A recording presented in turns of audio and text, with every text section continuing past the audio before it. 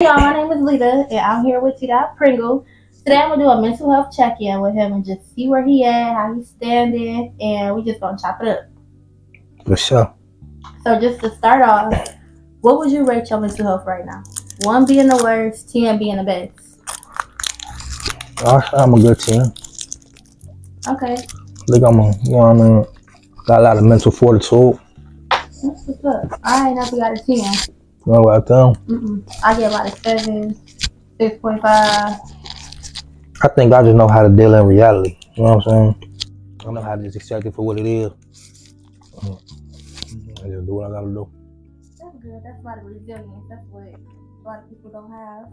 So that does this 10 consist of work, personal, or just overall your mindset? I just think it's my overall mindset. You know what I'm saying? Because no matter what happened, no matter what situation I end up in, I know I ain't gonna have no choice but to just endure it. You know what I'm saying? I ain't never been in a situation where I just had a complete breakdown because I knew, like, no matter what was going on, it's like I can't do nothing but deal with it. You know what I'm saying? But when I was in high school, when I went to the prison when I was in high school. Like my senior year, I got sentenced to go to jail, to go to prison. And when I was in the courtroom, you know what I'm saying? It was like my sentence was a 6 to 15. So when I was in the courtroom, and it's like, I'm still in high school. You feel me? A lot of my homeboys, they on their way to prom, on their way to college, or whatever. Like, people get locked up, but you don't really see at that time. You don't really see a bunch of people getting locked up and not coming back home in a long time. You know what I'm saying? They might do some juvenile time. They might go to the precinct, go to placement or something, come home on the weekends or whatever. But you don't see too many. We ain't see too many people that was just, you know what I'm saying, going off to prison. So that wasn't like nothing that was just normal at the time for us. You know what I'm saying? And I couldn't really see. You know what I'm saying? I couldn't really see. Okay, at that time, like, okay, I'm about to go to jail. I ain't gonna be home for 6 years. That seemed like forever when you were 12th grade. You know what I'm saying? But when I went to sentencing and he gave me that time and I seen and felt it was real, like, okay, this happening. Shit, I just knew I had to endure it. Like, it wasn't no, it was like, all right, shit, let's go see what's going on. You know what I'm saying? Let's walk this down and get through it. So I think most people in that situation would have, you know what I'm saying? It might have got to them a lot. Like, you probably would have been able to see it on their face and how they talk, how they act, how they respond to everything. You know what I'm saying? It's like when it happened, it's like I was just the same old me, and I didn't really know how I was gonna respond to it. But I've been like that my whole life. Like, no matter what I get hit with, I'm just the same old me. You know what I'm saying? So I think that got a lot to do with why I say a 10. You think you are, since you take stuff like it is what it is, that's like your mindset when it comes to certain stuff, like, If you can't change it. yeah. Do you see it like you being, like, if you was to look at like your childhood and stuff like that, is it because like you got let down sometimes and people wasn't keeping their words, so you just kept it like that, or was you just like innately just, if I can't change it, I ain't even gonna stress about it? I think that's more like my overall personality. You know what I mean? I don't think nothing happened. I can't think of too many incidents to where I'm like, okay, that's what made me like that. You know what I'm saying? It's just been like that. Okay. Certain people, they go back and they go into their little I don't care thing, because when they did care, shit didn't go right. Right. So that's why I asked that. But my next question is, when was the last time you truly gave yourself grace? Like, you forgave yourself? Probably when I was a kid or something. You know what I'm saying? I don't know, because I'm grown, right? And as a grown man, it's like it ain't too much stuff that we do that we don't know the consequence and the repercussions of it. You know what I'm saying? We just feel like the risk is worth the reward. You feel me? So a lot of stuff that I went in and did to where, you know what I'm saying, somebody, you know how you say, if I could rewind it, I'd do it differently. You know what I mean? But a lot of them type of situations, I can't say as far as give myself grace or nothing like that for a mistake, because I knew what I was doing when I did it. I was just hoping that it went the way I wanted to go. You know what I'm saying? So I don't, you know what I'm saying? I can't really say about giving myself no grace for something I did. You know what I'm saying? I wish it would have turned out different. Even if I said I wish I would have thought it through more. And you know what I'm saying? and try to alter like maybe the end results, it's still at the end of the day, that's something I should have did. You know what I'm saying? But we know what we doing when the people that's doing stuff, living the life that I was living. You know what I'm saying? We know what we doing when we doing it. You know what I'm saying? And we just trying to, we just trying to get off. You know what I mean? But that's pretty much.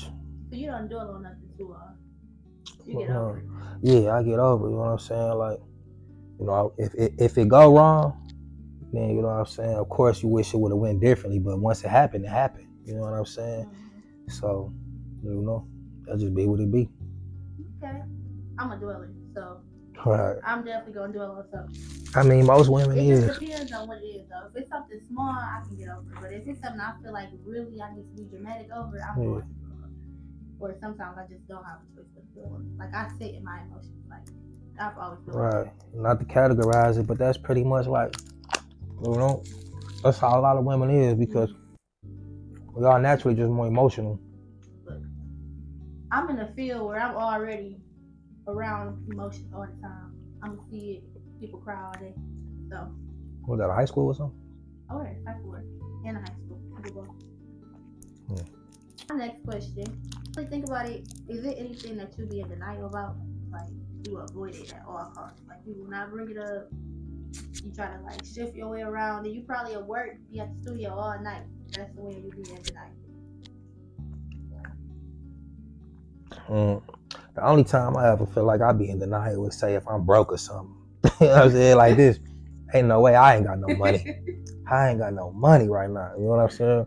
That's the only denial I have. That's the only unbelievable shit to me. You know what I'm saying? Like, what did I do?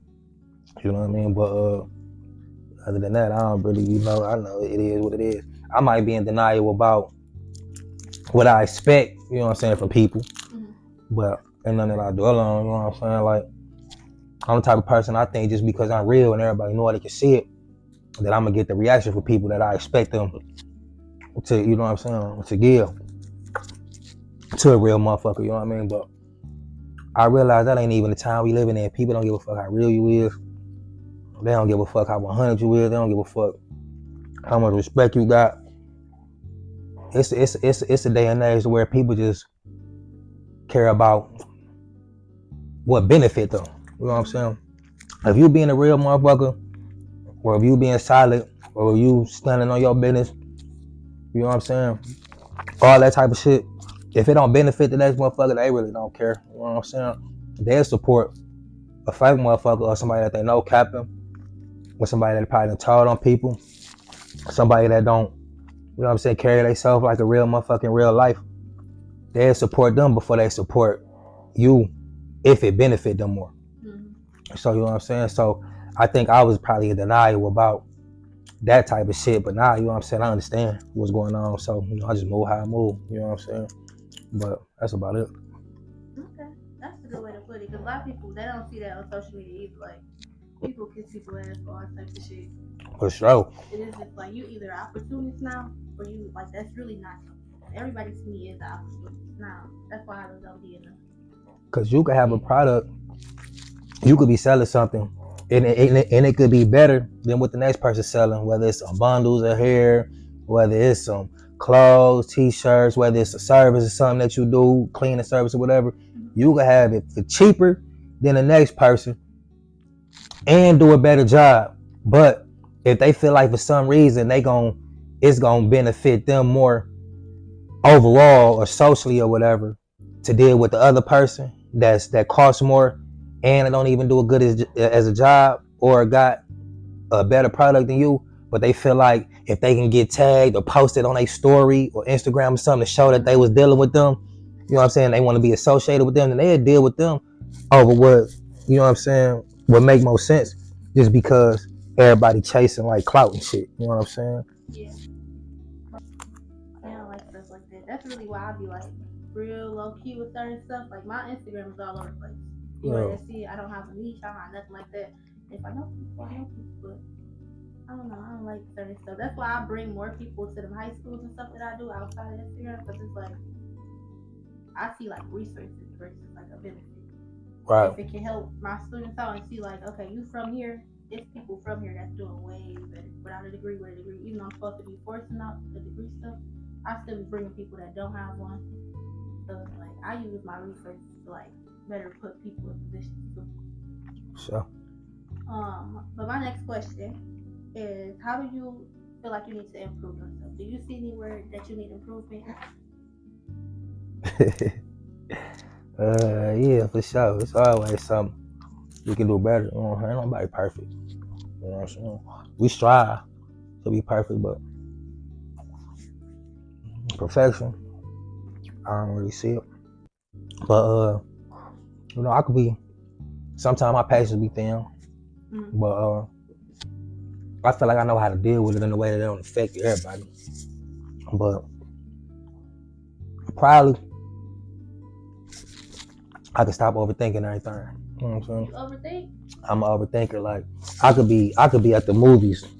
You know what I'm saying? Watching a movie or something, or I could be at a basketball game, and my mind will just drift off to something I gotta handle, some responsibility I got, or whatever the case may be. Like I don't really be able to live in the moment a lot because my mind will always be going to something that I gotta do. You know what I'm saying? So if I could change that, then I just live in the moment more and stop thinking about everything. You know what I'm saying? And just, you know what I mean, try to deal more in what's going on right now instead of always, you know, thinking ahead. Yeah, a lot of people overthink. But how do you feel about mental health? Like, with you doing everything, you just said you overthink about responsibilities, stuff like that. Like, do that ever deteriorate your mental health? No, I don't think so. So you just perfectly mentally stable. I mean, I guess. I mean, no, just don't downplay it. If you right. mentally stable, that's a good thing. Because mental health is really hard to like get up there. Like, if you at a 5, it's hard to get to a 6 sometimes. If you at a 10, it's so easy to get to a 0. Somebody can trigger the hell out of you. Like, so for you to be mentally stable is actually really good. Like, if somebody be like, well, you ain't going through nothing, don't be like, don't think of something bad. Be like, well, yeah, I did go through. No, just be like, I'm good. Like, I'm mentally stable. Yeah, I think the only thing that weigh on my brain more than anything is just me planning my future, you know, for me and my kids, you know what I'm saying? I think about that more than anything, but that's probably the only thing that they get the most attention from me. You know what I'm saying? Like a lot of my attention, a lot of my thoughts be geared toward my next move. You know what I mean? But that's about it. So do you use your music to cope? Like if you're writing a song, you go and record a song, For is that your therapy? For sure. Okay. You say your music is your therapy. What would you tell somebody that's like, they probably went through your same situation, being incarcerated and stuff like that, but they don't have the willpower issue? Yeah. What would you give them, like just word of advice, some wisdom of how to keep their mental, like keep their mind together? But one day, whatever you're going through, it gotta end. You know what I'm saying? One day it gotta end for most people. You know what I'm saying? Like a situation like prison, you could be in there for the rest of your life. Or they could sentence you to be in there for the rest of your life. That don't mean that could be what actually happened. Yeah. But it say if you got an outdate, right? You gotta understand that one day what you're going through gonna end. And when they do end, do you want what you went through? Do you want people to see you for that? You know what I'm saying? Or do you want them to see that? Do you want them to see that shit that broke you down? Or do you want them to see that you went through that shit and still standing up on your feet like a man? You know what I'm saying? Or a woman, that you made it through that shit, or that it broke you down. You know what I'm saying? Because one day it's gonna be over. And do you want to be weaker or stronger after the fact? You know what I'm saying? You can be stronger. If you're weaker, you know what I'm saying? It's gonna break you down even when it's over with. You know what I mean? But you can come out stronger. It's up to you. I appreciate that. I like that answer a lot. Those questions, they all lead up to like, do you journal? But I think people that do music, they automatically journal. You gotta write songs down. You gotta write down whatever you're doing on a day to day, your meetings. So when people tell me they don't journal, you really don't know that you're doing. So, Right. I don't even gotta ask you that if you journal, because you got the category that you do, honestly. Right. But even your answer was saying like you don't want people to see like how broke down you was with something. That's another reason why I do these videos. That's another reason why I make the journals and stuff like that, because that's actually like if I get my feelings hurt, I gotta make something shake. Like I can't sit there only because I'm working with people with mental health issues. Like I can't go to work and be sad with them. Like I'm gonna just want to bed at that point.